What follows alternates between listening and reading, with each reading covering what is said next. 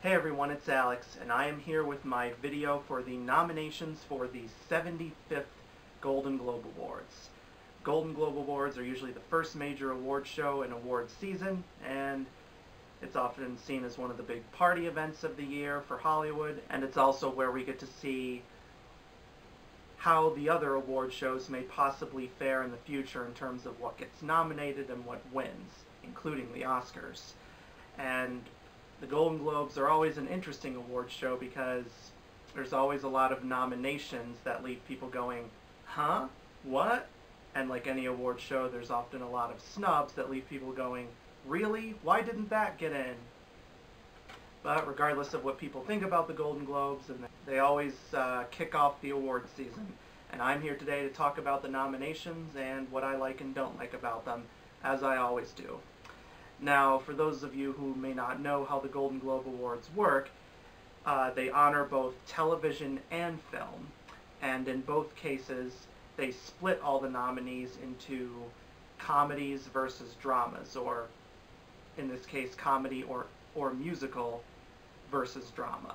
But they only really do this for the lead actors and actresses. When it comes to supporting actors and actresses for both film and television, they just combine everything into one category, while the leads get to be split into the two different types.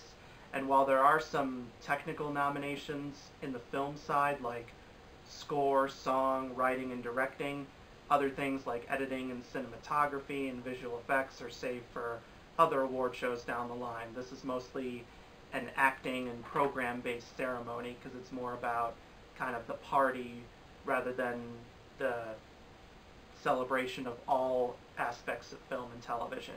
And I should also mention, before I get started with the nominations, is that the 75th Golden Globe Awards will be airing live on Sunday, January 7th on NBC at 8 p.m. Eastern Time and will be hosted by Seth Meyers.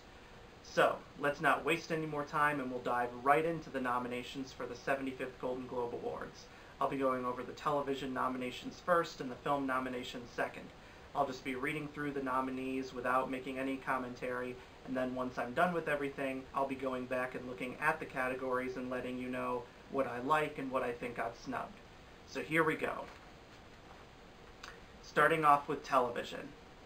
Best Actor in a Television Series, Comedy or Musical. Anthony Anderson, Blackish. Aziz Ansari, Master of None.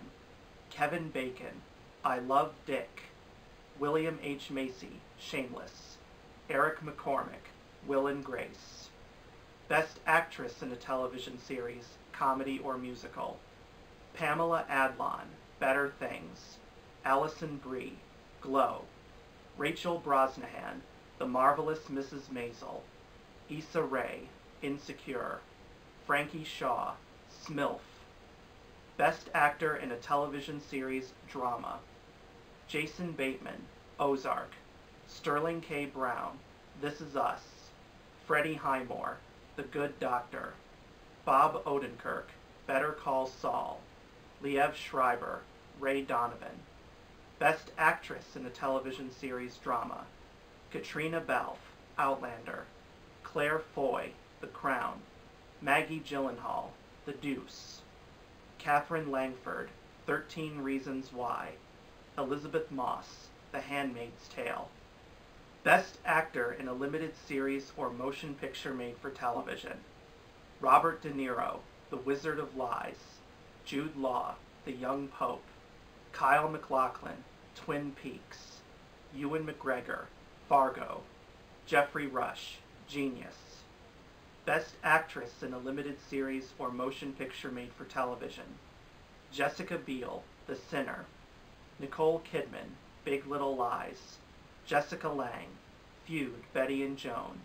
Susan Sarandon, Feud, Betty and Joan. Reese Witherspoon, Big Little Lies. Best Supporting Actor in a Series, Limited Series, or Motion Picture made for television. David Harbour, Stranger Things. Alfred Molina, Feud, Betty and Joan. Alexander Skarsgård, Big Little Lies. Christian Slater, Mr. Robot. David Thewlis, Fargo. Best Supporting Actress in a Series, Limited Series, or Motion Picture Made for Television. Laura Dern, Big Little Lies. Ann Dowd, The Handmaid's Tale. Chrissy Metz, This Is Us. Michelle Pfeiffer, The Wizard of Lies. Shailene Woodley, Big Little Lies. Best Television Series, Comedy or Musical. Blackish, The Marvelous Mrs. Maisel. Master of None. Smilf, Will and Grace. Best Television Series, Drama. The Crown, Game of Thrones, The Handmaid's Tale, Stranger Things, This Is Us. Best Limited Series or Motion Picture Made for Television. Big Little Lies, Fargo, Feud, Betty and Joan, The Sinner, Top of the Lake, China Girl. And now onto the film nominations. Best Original Score, Motion Picture. Hans Zimmer, Dunkirk. Johnny Greenwood, Phantom Thread. John Williams, The Post. Alexander Desplat, The Shape of Water. Carter Burwell, 3 Billboards Outside Ebbing, Missouri. Best Original Song, Motion Picture. Home from Ferdinand. Music by Nick Jonas, Justin Tranter, and Nick Monson. Lyrics by Nick Jonas and Justin Tranter. Mighty River from Mudbound. Music by Raphael Saadiq. Lyrics by Mary J. Blige, Raphael Saadiq, and Tora Stinson. Remember Me from Coco.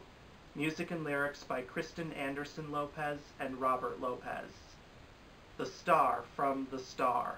Music and lyrics by Mariah Carey and Mark Shaman. This Is Me from The Greatest Showman. Music and lyrics by Benj Pasek and Justin Paul. Best Animated Feature. The Boss Baby. The Breadwinner. Coco. Ferdinand. Loving Vincent. Best Foreign Language Film. A Fantastic Woman, Chile. First They Killed My Father, Cambodia. In the Fade, Germany, France. Loveless, Russia.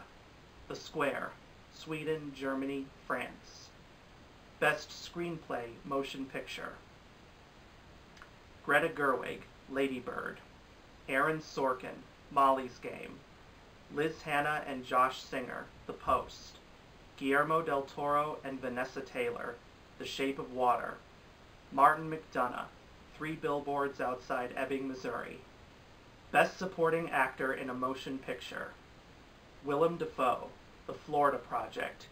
Armie Hammer, Call Me By Your Name. Richard Jenkins, The Shape of Water. Christopher Plummer, All the Money in the World. Sam Rockwell, 3 Billboards Outside Ebbing, Missouri. Best Supporting Actress in a Motion Picture. Mary J. Blige, Mudbound. Hong Chow, Downsizing. Allison Janney, I, Tonya. Laurie Metcalf, Lady Bird. Octavia Spencer, The Shape of Water. Best Actor in a Motion Picture, Comedy or Musical. Steve Carell, Battle of the Sexes. Ansel Elgort, Baby Driver. James Franco, The Disaster Artist. Hugh Jackman, The Greatest Showman. Daniel Kaluuya, Get Out.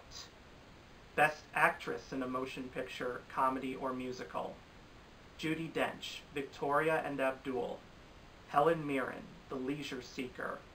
Margot Robbie, I, Tonya. Saoirse Ronan, Lady Bird.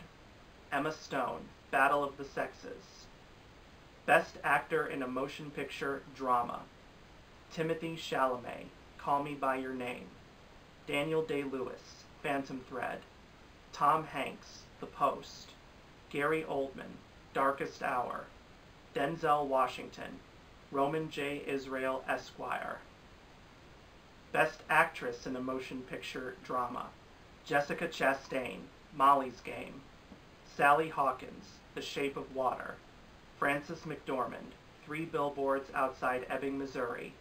Meryl Streep, The Post. Michelle Williams, All the Money in the World. Best Director, Motion Picture. Ridley Scott, All the Money in the World. Christopher Nolan, Dunkirk. Steven Spielberg, The Post. Guillermo del Toro, The Shape of Water. Martin McDonagh, 3 Billboards Outside Ebbing, Missouri. Best Motion Picture, Comedy or Musical. The Disaster Artist, Get Out. The Greatest Showman, I, Tonya, Lady Bird. Best Motion Picture, Drama. Call Me by Your Name, Dunkirk, The Post, The Shape of Water, 3 Billboards Outside Ebbing, Missouri. And those are the nominations for the 75th Golden Globe Awards. So, let's see what I think of them. So, with television, for Best Actor in a Television Series, Comedy or Musical. Now, with the TV categories, I'm not going to be able to comment as much as I will about the film categories, because I watch more film than TV, but there are some things I can say. Very glad to see Anthony Anderson in here for Blackish. He's very funny on that show. Aziz Ansari is back for Master of None. Kevin Bacon's a new contender in this category, because like the Emmys, the Golden Globes will sometimes put in the same people again several times each year, although the Golden Globes are more in favor of new contenders than the Emmys are, like they are here with Kevin Bacon. And I know the name of his show, I Love Dick, for some might sound like a very naughty title, but the reason why it's called that is because a married couple both fall in love with the same man who happens to be named Dick, which is why it's called that. And it also happens to be created by Jill Soloway, who also created the show Transparent. And of course, there was the Will and Grace revival that started this fall, and Will and Grace has been nominated in the past during its original run for like 27 Golden Globes and never won a single award, and now it has 29 with the 2 nominations here. I haven't watched the episodes of the new revival, but I'm sure a lot of people were expecting like the whole cast to be nominated here, because back during the old days, almost every year, the entire cast, Eric McCormack, Deborah Messing, Sean Hayes, Megan Mullally, and the show itself would all be nominated here, but they just have Eric McCormack and the show itself. So, but because I haven't seen any of the new episodes, I can't say whether that's justified or not. For Best Actress in a Television Series, Comedy or Musical, I have not seen any of these shows. I've heard of most of them. I've heard of Better Things, and Pamela Adlon was nominated at the Emmys earlier this year. I've heard a lot of great things about Glow. Haven't seen it yet. I've heard a lot of great things about The Marvelous Mrs. Maisel, but I haven't seen it yet. Insecure I haven't seen, and Smilf I honestly had never heard of until these nominations came out, and apparently it's a sitcom on Showtime. I know that Smilf is a term that was used before the creation of this show. I won't say what it means because, frankly, it would involve me saying words of which I don't want to say on my YouTube channel. But from the reviews I've seen, it's gotten a lot of critical acclaim, and a lot of Showtime shows usually get a lot of critical acclaim.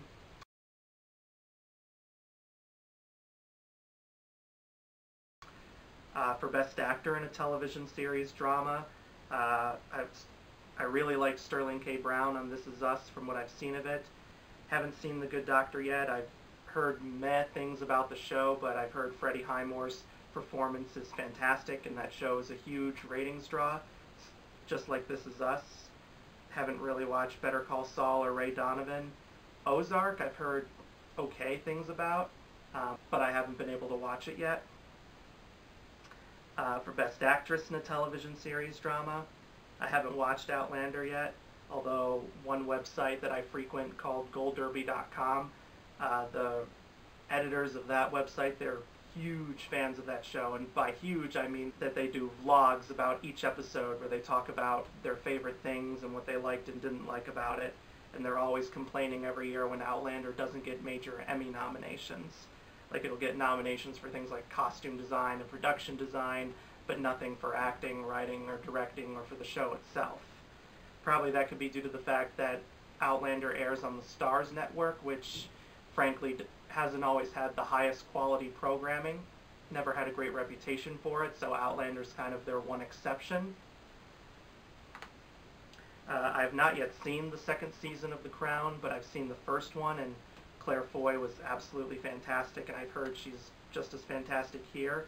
And I know this will sadly be her last time playing Queen Elizabeth II, because The Crown, the plan for that show is to have it air for 6 seasons, but have it span all of Elizabeth II's reign as Queen of England.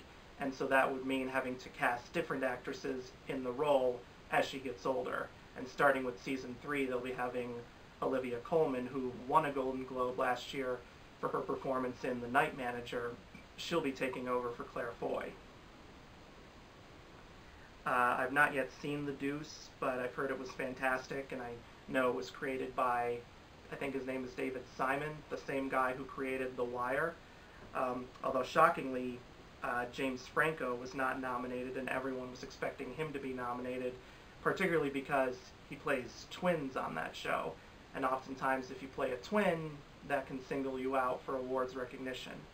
So, but of course James Franco does have a nomination on the film side for The Disaster Artist, so he wasn't completely snubbed. But The Deuce could probably get a lot more nominations next year, because sometimes the Golden Globes are a little bit late to the party. 13 Reasons Why, I honestly didn't think that would make it in here. Now, I have not personally seen the show yet, but I know it's generated a massive debate and controversy over its depiction of teen suicide. Now, I'm not saying that's the main reason why I didn't think it would get in here, but just rather shows that are centered around teenagers don't always have the best reputation with award shows. They're not usually considered awards worthy. But oftentimes the Golden Globes will go for shows that were very popular, sometimes even if they weren't necessarily critically acclaimed. But from a critical standpoint, 13 Reasons Why did do very well in terms of being praised for its writing, acting, directing, and some critics did think it portrayed teen suicide in a good way, others didn't. But for the most part, in terms of just the quality of the program itself, regardless of how it depicted its themes, was generally praised. But there's no other nominations for it, so it's probably not going to win here. But then there's Elizabeth Moss in The Handmaid's Tale. She won the Emmy a couple months ago, very well deserved. The Handmaid's Tale is a fantastic show based on the legendary book published in 1985 by Margaret Atwood. It's the show that depicts a future in which women are basically forced to become concubines because the birth rate has fallen so low that they're forced to serve as birth mothers for really rich people, government officials, and their wives, since infertility rates are at an all-time high. And Elizabeth Moss plays one of those women, and there's a whole underground political rebellion and her trying to find a way to escape her oppressive society, which actually is the United States, but is renamed Gilead due to the previous government being overthrown and a dictatorship established in its place. And the second season of the show, which airs next spring, will actually move away from the book and become its own thing, because the first season ended where the book ended. There's only one Handmaid's Tale book. There's no series of books. It's just the one book. Kind of like with Big Little Lies. Big Little Lies was only based on one book, but that's going to be getting a second season, and so therefore having brand new storylines. But as I said before, Elizabeth Moss won a well-deserved Emmy, and this was not an easy role for her to play, not just because of the theme of the show itself, but because there are several instances in the show where her character speaks no dialogue, and all you can do is just watch the movement on her face or listen to the voiceover in her head and see how she expresses what she's thinking with her face, and she just does it fantastically. If there are any snubs in this category, the only one I can really think of at the moment from what I've seen is Mandy Moore for This Is Us. Last year she was submitted in the supporting race and got nominated, but this year she moved up to lead, but sadly she's not here, and it would have been nice to see her here, and same with Milo Ventimiglia for Best Actor. And Milo Ventimiglia did manage to be nominated alongside Sterling K. Brown at the Emmys, and Brown won, but sadly he wasn't nominated here, and that's a shame because his character, Jack Pearson, is now often ranked among the greatest TV dads of all time, even though the show's only in its second season. But, you know, Jack Pearson, he's not the type of TV dad that's the perfect TV dad like we've seen in years past. He's a very flawed TV dad because he deals with problems like alcoholism, but he's still very loving towards his kids and wants to be the best father for them. So he's more of the realistic TV dad, which is why a lot of viewers tune into the show every week, because they love just how realistic This Is Us usually gets with its storylines. For Best Actor in a Limited Series or Motion Picture Made for Television, the only one of these I've seen is Robert De Niro in The Wizard of Lies, where he plays Bernie Madoff, and he's fantastic. I didn't get a chance to see The Young Pope or Twin Peaks or Fargo or Genius, so I can't say anything about them, but I know that a lot of people love Jude Law's performance in The Young Pope from people I know who've seen the show. Twin Peaks, that's probably one of those things where you either like it or you don't like it, depending on whether you like David Lynch's stuff in general. Fargo, I know a lot of people love that. Genius is an interesting case here because, as you know, over the past few months, Hollywood has been rocked by a wave of sexual harassment and assault allegations against numerous people. People like Harvey Weinstein, Kevin Spacey, Louis C.K., Brett Ratner, Dustin Hoffman, and now Geoffrey Rush. A woman in Australia, which is where Geoffrey Rush is from, claimed that he harassed her, and he claims that the woman is lying, and he's even trying to sue the newspaper that made this allegation. So as a result, it's kind of weird and a little unsettling to see him nominated here, but perhaps that could be due to the fact that maybe the voting for the Golden Globes started and closed before the allegations came out, and Geoffrey Rush happened to get nominated in a couple of other award shows that I'll be making videos on later, so maybe that's the case with that too, but as a result, I don't think he's going to win because of these allegations against him. And Genius, for those of you that might not know, that's the miniseries that aired on National Geographic in which Geoffrey Rush played Albert Einstein. I didn't get a chance to see it, but I heard it was good, and I know that Ron Howard was a producer on it and directed a few episodes. At the moment, I can't really think of anyone who I feel was snubbed in here. Probably because the ones I'm thinking of were already nominated either last year at the Golden Globes or earlier this year at the Emmys. Some people might be thinking of Jeff Daniels in Godless, a new Western miniseries on Netflix, of being snubbed. I haven't seen Godless, but I heard it was really good. For Best Actress in a Limited Series or Motion Picture Made for Television, very solid list. A lot of the expected people are on here, like Nicole Kidman and Reese Witherspoon for Big Little Lies, and Jessica Lange and Susan Sarandon for Feud, Betty and Joan. I haven't seen The Sinner, but I know it was highly acclaimed. It aired, I think, on the USA Network, and it was one of those rare times in which Jessica Biel was praised for her work, because she hasn't always had the best reputation of choosing movies or TV shows that were liked by critics. So this is definitely a big step up for her, and maybe a nice chance of career redemption for her, because at this point most people just think of her as being married to Justin Timberlake.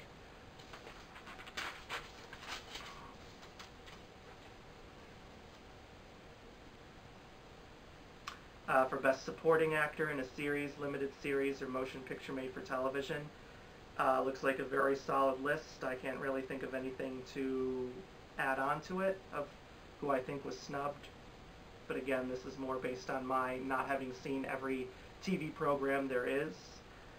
For Best Supporting Actress in a Series, Limited Series, or Motion Picture Made for Television, this, I would say, is a very perfect lineup. I think all 5 ladies in here absolutely deserve to be nominated. There are 2 people I can think of who I would have liked to see in here, and that would be Jackie Hoffman for Feud, Betty and Joan, and Samira Wiley for The Handmaid's Tale, but I honestly don't know which one of these ladies I would take them out with to swap them in for, because all of them were so great that there's not really a convincing argument to make about why one of them shouldn't have been nominated. So this is one of those categories where it's just so perfect that you can't decide who you should take out to replace with another one if you could do that. So this is a perfect category. I have no complaints. While I still would have liked to have seen either Jackie Hoffman or Samira Wiley make this cut, because of the fact that they were nominated at the Emmys. I'll take this category. It's very deserving. For Best Television Series, Comedy or Musical, Blackish is really the only one I've seen enough episodes of, you know, based on in the past and from what I've seen in the present. And like I said before, the Golden Globes often like to do new things, while the Emmys like to do repeat things. So as a result, a lot of these shows on here are brand new shows, such as The Marvelous Mrs. Maisel and Smilf, and Master of None. This could be maybe a nice goodbye present for it if they decide to award it to that, because Aziz Ansari has said he might not do a third season of that show. So at this point, the show's fate is up in the air. For Best Television Series Drama, looks like a very solid list. Like I said before, I still have not seen the new season of The Crown, nor have I seen the new season of Game of Thrones or Stranger Things. I know I was very late, over a year, in watching Stranger Things' first season. I'm hoping to not wait as long for the second season, but it probably won't be until at least January that I can get around to watching it, because I'm currently trying to catch up on some movies before I make my best and worst movies of 2017 videos. And This Is Us, from what I've seen of Season 2 on YouTube or on NBC.com, it looks really great.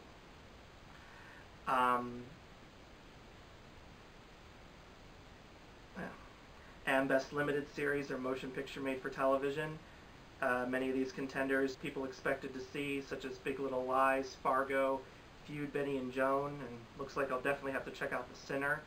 And Top of the Lake, China Girl. I didn't see that or the first season of Top of the Lake, but you know, that's the miniseries starring Elizabeth Moss, and this new seasoning also includes Nicole Kidman as well. I think more people were expecting that to get more nominations just because of the talent involved, but this is its only nomination, so perhaps it'll do better at the Emmys.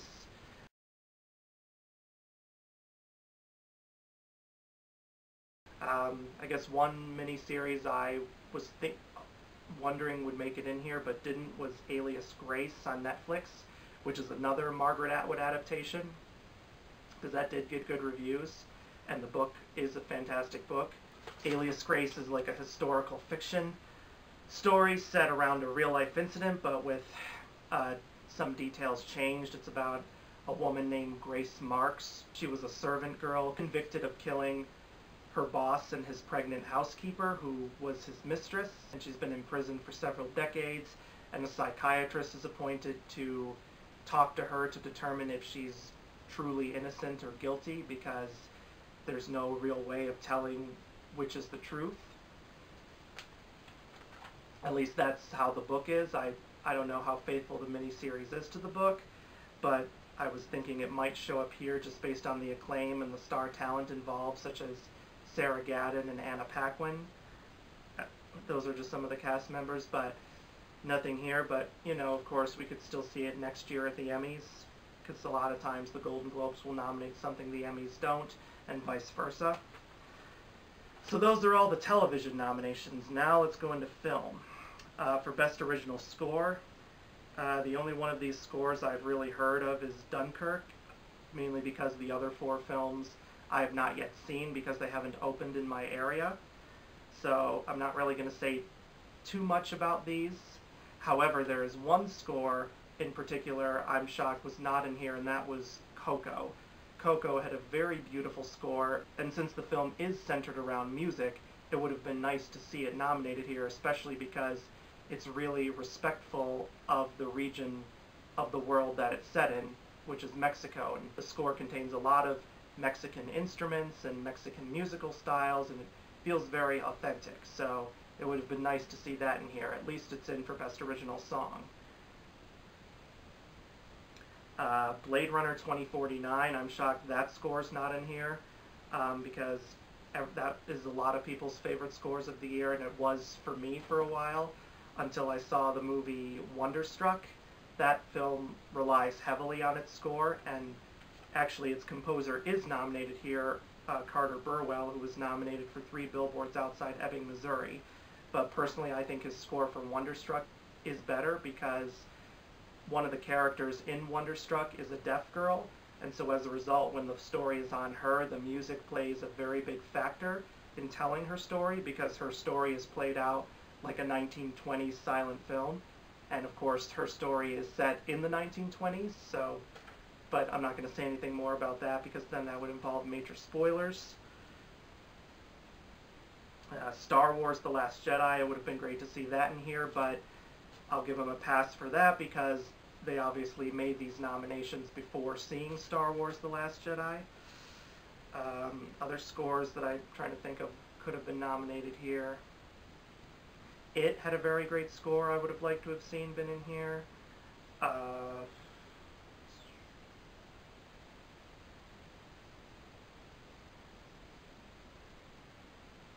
That's all I can think of at the moment. Anyway, moving on to Best Original Song. Remember Me, that's an excellent song, very well deserving. I haven't heard all of This Is Me, I've only heard snippets of it, but I'm very hopeful for it because even though The Greatest Showman is only getting mixed reviews, the songs hopefully will be a good thing about the film. And of course, the composers of that song are Benj Pasek and Justin Paul, who of course won the Golden Globe and the Oscar for writing the song City of Stars from La La Land. And of course, on the Broadway side, because they also write musicals for Broadway, they won the Tony Award for their score to Dear Evan Hansen. And they could very well win Grammys in January for both La La Land and Dear Evan Hansen, because due to the Grammy Awards' weird eligibility schedule, they're eligible for both this year. But with Remember Me from Coco, I forgot to mention that the composers there are Kristen Anderson Lopez and Robert Lopez, who of course won the Oscar for that little song that you probably may not have heard of called Let It Go from Frozen.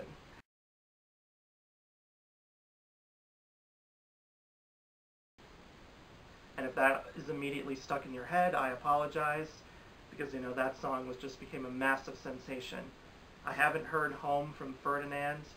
I don't know if that's going to be nominated at the Oscars or not, but it's interesting now that since it's nominated here, Nick Jonas, and yes, I am talking about Nick Jonas from the Jonas Brothers, he is now a Golden Globe nominee. And I admit I never thought I would see that happen in my life, because when most people think of Nick Jonas, they don't really think of him being nominated for these types of awards. But then again, when the Jonas Brothers were a band, they were actually nominated for a Grammy for Best New Artist. They didn't win. They lost to Adele, and rightfully so. Mighty River from Mudbound, I have not heard that song, but given that it's Mary J. Blige, and the fact that Mudbound is set to be a huge Oscar contender, there's a very good chance it could be nominated there. And then The Star from The Star. It was nice when I was hearing it in the movie, but as soon as it was over, I just completely forgot about it. And The Star itself was actually not a very good movie. In fact, it was quite awful. Now, I know a film doesn't necessarily have to be good for one thing to work, so you can get a Best Song or Best Makeup nomination or whatever for a film that's rotten on Rotten Tomatoes if that element is good enough. But still, like I said before, The Star is a very forgettable song. Mariah Carey sings it really nice, but once it's over, you don't remember a single thing about it. And there are many songs in here that were a lot more memorable that would have been more worthy of being in here, namely Evermore from Beauty and the Beast. Now, admittedly, Beauty and the Beast uses a lot of the same songs that were in the 1991 original film, but a few new songs were written, such as Evermore, and that was my personal favorite, and that's the song that the Beast sings when Belle leaves him to go see her father. And I'm sorry for spoiling that little bit if you haven't seen the movie, but since the movie has made millions and millions at the box office, I assume most of you who are watching this video now have seen the movie, and therefore you'll know what I'm talking about. And that song was far more memorable than The Star from The Star, and in fact, as I'm talking about it right now, I can actually hear Evermore playing in my head. That's how memorable it is. If I Dare from Battle of the Sexes by Sarah Bareilles, that was a fantastic song, and from a fantastic movie. That would have been more worthy being in here. Never Forget from Murder on the Orient Express. I know people had mixed reactions to that movie, but the song that played in the end credits, I was quite moved by that song, actually, and I was surprised to learn that Michelle Pfeiffer was singing it. I haven't seen Michelle Pfeiffer sing before. I know she was in the movie Hairspray, but I've still never seen that movie. So, you know, I was wondering who was singing this. I'm like, oh, Michelle Pfeiffer, wow. And she did a fantastic job singing it, and it's quite a moving song, too, especially in the context of who her character is revealed to be in the movie. What other songs could have been more worthy here? I'm trying to think. I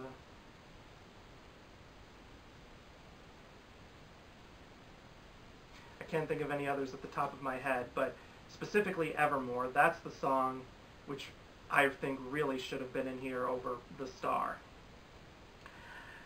Now moving on to Best Animated Feature. Alright, and this is the one thing that everyone I know is riled up about, including me.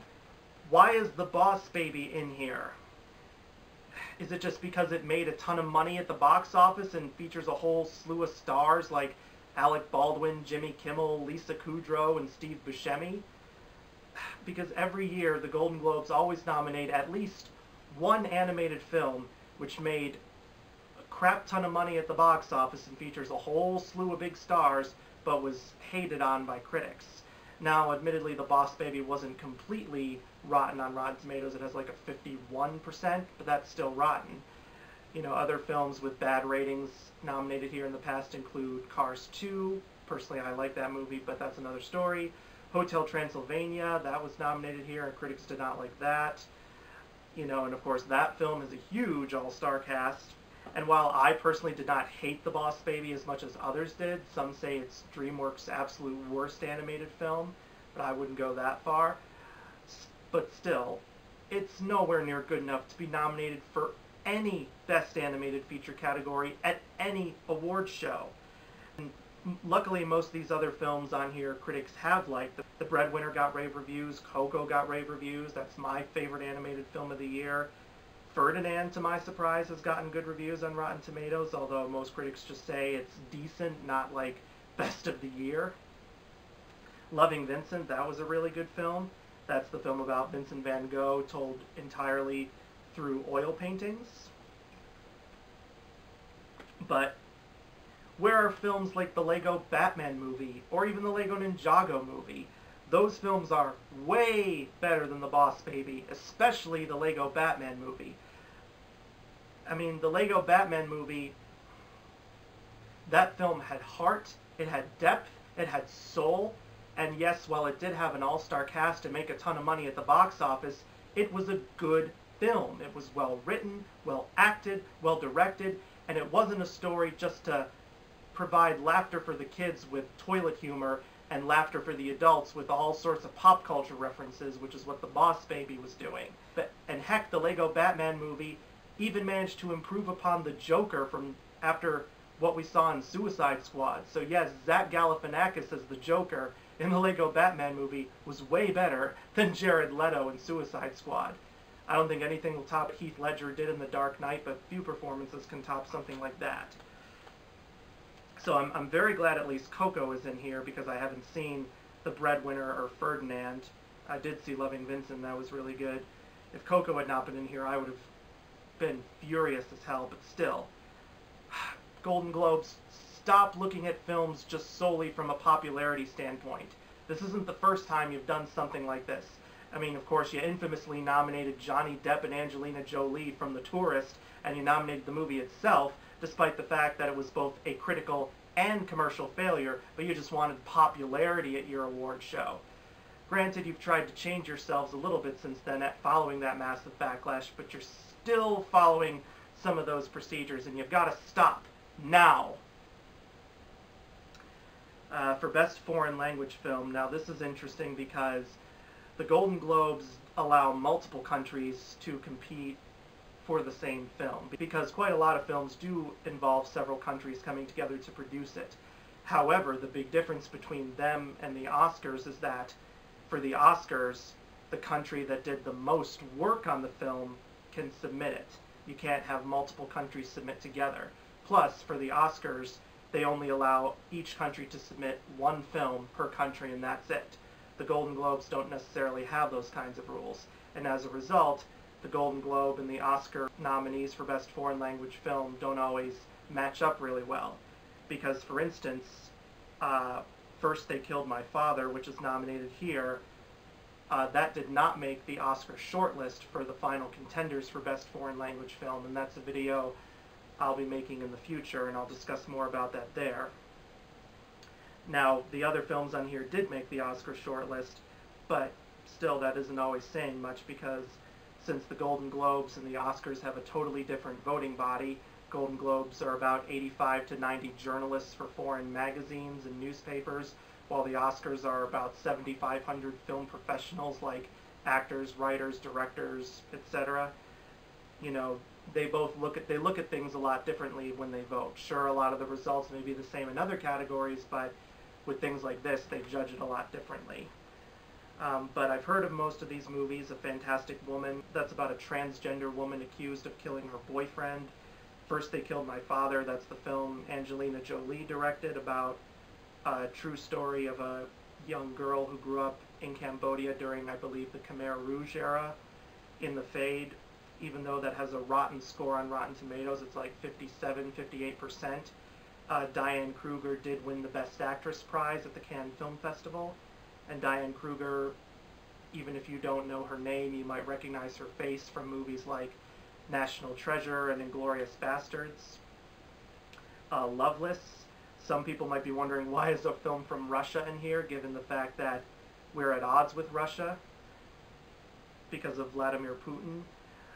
Well, the director of this film, Andrei Zvyagintsev, if that's how you say his last name, he's actually a Russian director who's not really a fan of Vladimir Putin, and in fact, his film Leviathan, which won the Golden Globe a couple years ago and was nominated for the Oscar but didn't win the Oscar, that film actually angered the Russian government.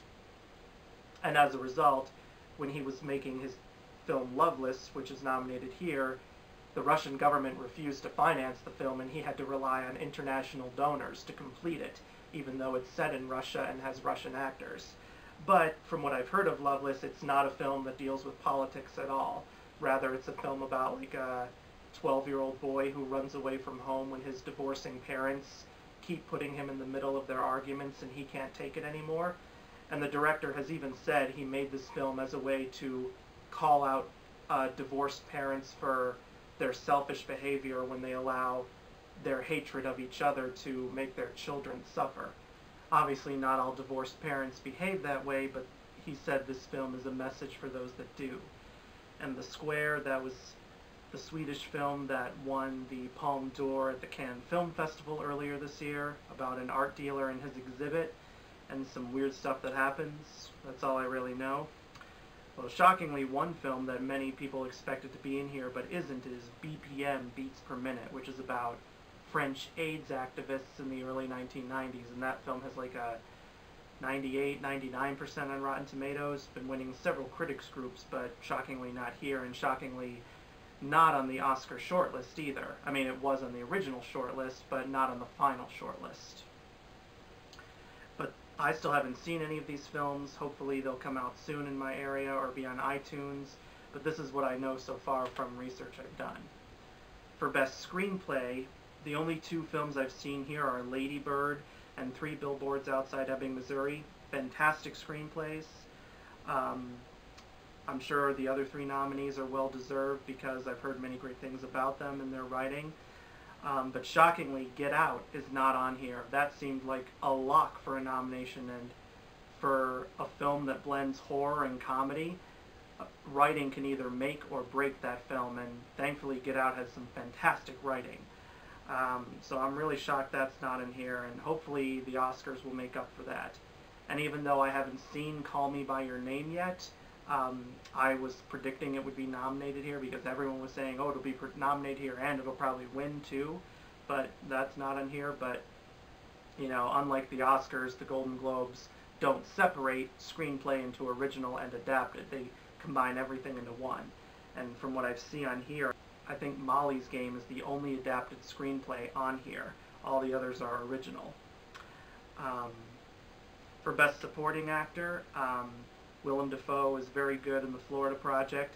I wouldn't say he's my pick to win, but he's fantastic for the scenes he has. Sam Rockwell, excellent performance. He would be my pick to win as of this point.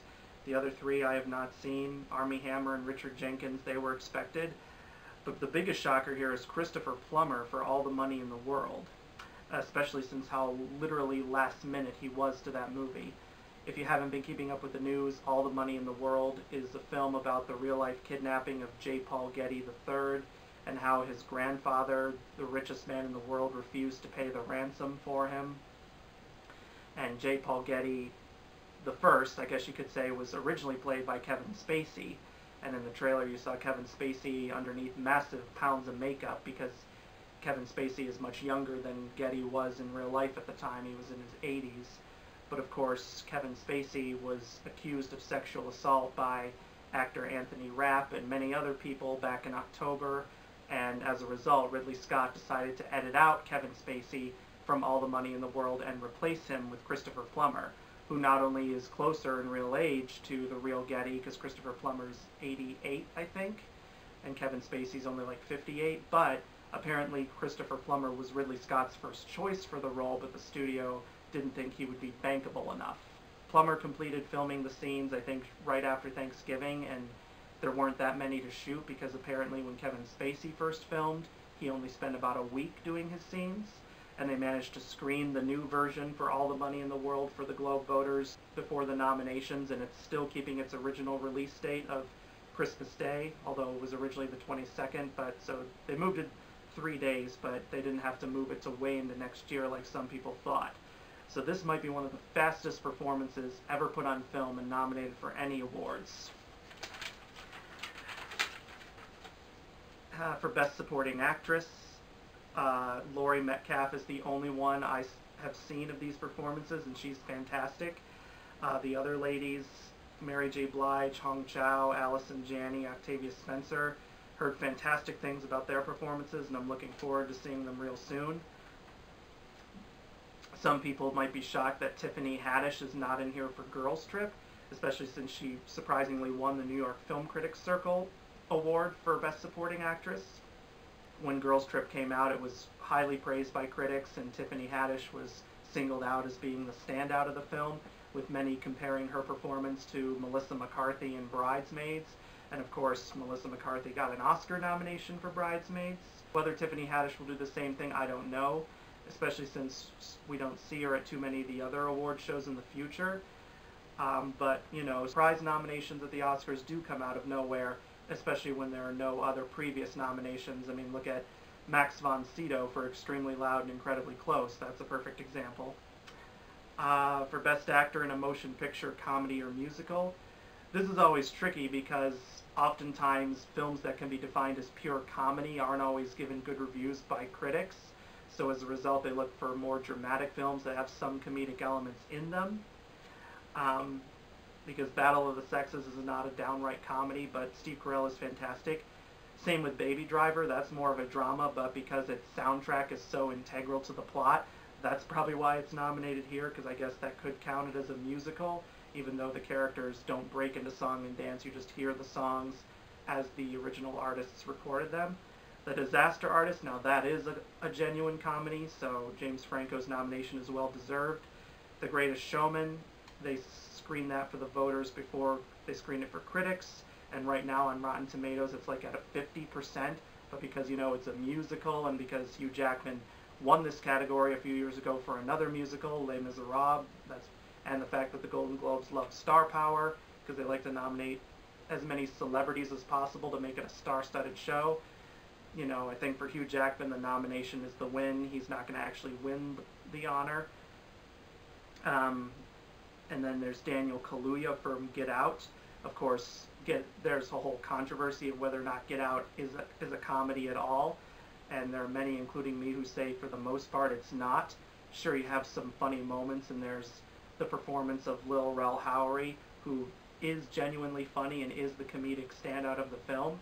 But Daniel Kaluuya, his performance is more dramatic than comedic, but because Get Out's been lumped in here because of the fact of how critically acclaimed it is and people call it a horror comedy satire, That's why he's nominated here. I mean, he deserves nominations for his performance, absolutely. But this is an example of how the Golden Globes don't always really look at a film deeply to decide where it should be placed. Of course, there was a lot of controversy a few years ago when The Martian was nominated as a comedy, and it won, as well as Matt Damon for Best Actor in a Comedy. That I can understand a little more, because in The Martian, Matt Damon does have a lot of funny one-liners. But yeah, Get Out, that's at least 75 to 80% pure dramatic horror. But, I mean, it deserves nominations, don't get me wrong, but maybe not necessarily as a comedy, but it's too late now. For Best Actress in a Motion Picture, Comedy, or Musical, I've only seen Saoirse Ronan and Emma Stone in Lady Bird and Battle of the Sexes, and they're fantastic and deserve their nominations.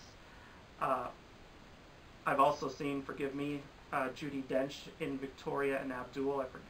I can't believe I almost forgot that. Again, that's not really a comedy per se, but Judi Dench is fantastic in it.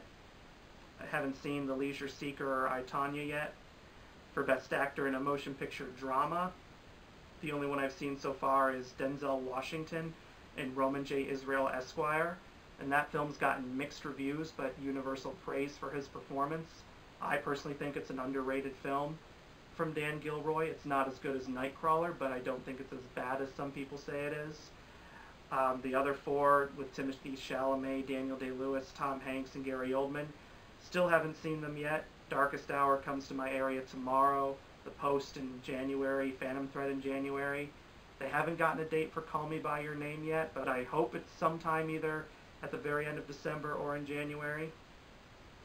For Best Actress in a Motion Picture Drama, the only one I've seen so far is Frances McDormand for 3 Billboards Outside Ebbing, Missouri, and I think she's a genuine lock for an Oscar nomination because she's been nominated everywhere else.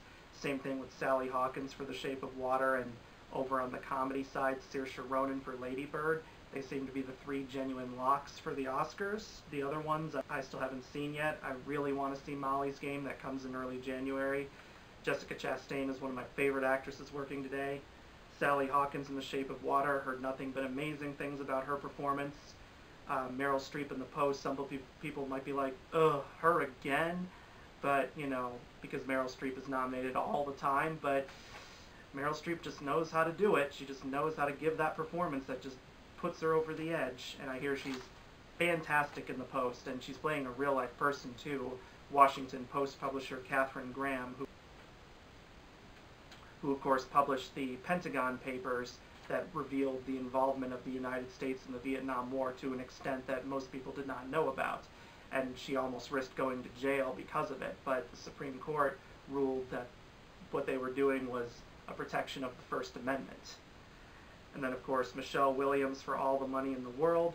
Nobody was expecting that, just due to the fact that All the Money in the World went through so much production hell with the editing out of Kevin Spacey and whether or not it could keep its original release date. Most experts were predicting either Kate Winslet for Wonder Wheel or Jennifer Lawrence for Mother would take that last spot, but given that All the Money in the World right now is having like a 94% on Rotten Tomatoes, from critics who have seen it so far and who've released early reviews, I suppose it's a good thing, since Mother only has like a 69% and Wonder Wheel only has like a 32% last time I checked. And alright, for Best Director Motion Picture, again another surprise nomination here for Ridley Scott with All the Money in the World, which has me wondering, did the Golden Globe voters really love it that much? Was it that fresh in their minds, or did they maybe just feel sympathy due to the fact that Ridley Scott had to go through all the post-production hell of replacing Kevin Spacey with Christopher Plummer?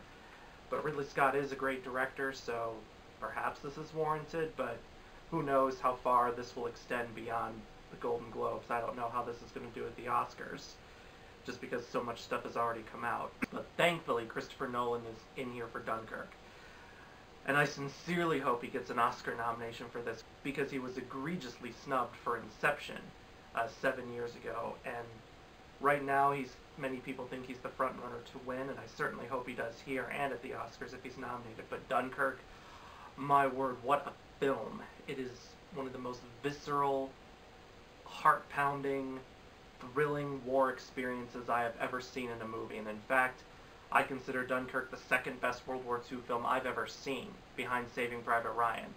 That's a bold claim, I know, but I studied history in college, and combining that with me being a film buff, I've seen a lot, and I mean a lot, of World War II movies. So I know what makes them work, and I know what doesn't, and I know what makes them stand out, and Dunkirk definitely stood out.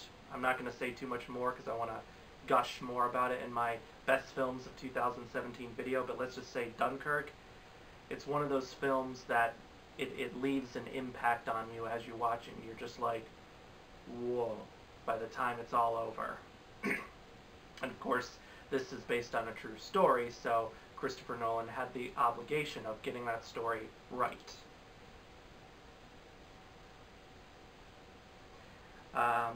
And then the other one on here I've seen is Three Billboards Outside Ebbing, Missouri. Very excellent film. You know, it's like a dark comedy mixed with some pretty serious drama, but everything in that movie is fantastic. I've mentioned before about Frances McDormand and Sam Rockwell and how they're well-deserved their nominations, but so is Martin McDonagh, both for the writing and the directing, because Martin McDonagh often does both for all his films, and he pulls off both fantastically. The dialogue he writes is just very sharp and witty and biting, and the way he directs the actors is just very in your face, but the right way to do in your face, to the point where you can't look away even if you want to look away, and just props to him for that. Bravo. And obviously I can't talk about The Post or The Shape of Water yet, but hopefully I will, at least by the time my Oscar video is out in January, because once I do my Critics' Choice and SAG Awards video, I may still have not seen these movies by then, but we'll see. And then for Best Motion Picture, Comedy or Musical, The Disaster Artist, Get Out, even though it's not really a comedy, and Lady Bird certainly deserve their place in here. But one film I'm shocked is not in here at all, and not anywhere in these nominations, is The Big Sick. Because The Big Sick, even though there are a lot of dramatic moments in it, it definitely is a romantic comedy. And it's a romantic comedy done right. You know, this has been one of the most critically acclaimed films of the year, and rightfully so. The performances are fantastic from Kumail Nanjiani, Zoe Kazan, Holly Hunter, Ray Romano, and the actors who played Kumail Nanjiani's parents and siblings. I can't remember their names, but they were fantastic too. The writing was fantastic, the directing was fantastic, the humor was fantastic, especially since this is a film about both romance and stand-up comedy, because Kumail Nanjiani's character is an aspiring comic. It hit me in all the right places. It made me laugh, it made me cry. It hit me, it gave me the feels. And the fact that it has no nominations, not for Best Motion Picture, not for Best Actor for Kumail Nanjiani, no supporting nominations for Ray Romano, Holly Hunter, or Zoe Kazan. I guess some might say Zoe Kazan is the lead, but there's a good chunk of the movie where she's not in it because her character is in a coma, and that's not a spoiler because it's in the trailer. But just the fact that there's no recognition at all, and the fact that this is a comedy that has great reviews, you know, a genuine comedy, I'm just stunned. I just don't get it. I really don't. I mean, thankfully, some other award shows that I'll be making videos about did recognize The Big Sick, but this was just a major blow for that movie. A really major blow. And, you know, Golden Globes, shame on you. And then finally, for Best Motion Picture Drama, again, Dunkirk and Three Billboards Outside Ebbing, Missouri are the only ones of these I've seen, because nothing else I can really say about them. So those are my thoughts on the Golden Globe nominations. There's a lot I liked, there's a lot I didn't like, there's stuff I thought got snubbed. You know, it's always tough to do a video about the Golden Globes because a lot of these films are given limited releases in Los Angeles and New York City, so they can be eligible for these awards. And where I live, in Rochester, New York, we often have to wait a couple weeks for these films to expand to my area, and so as a result I don't usually get to see them all in time before these nominations come out. Usually by the time the Oscar nominations come out in January, I will have seen more of them, and I can talk more in depth about them at that time, but here it's always frustrating that I don't get to see all these films in time. But anyway, I've gone on long enough. Let me know in the comment section below what you think of the Golden Globe nominations.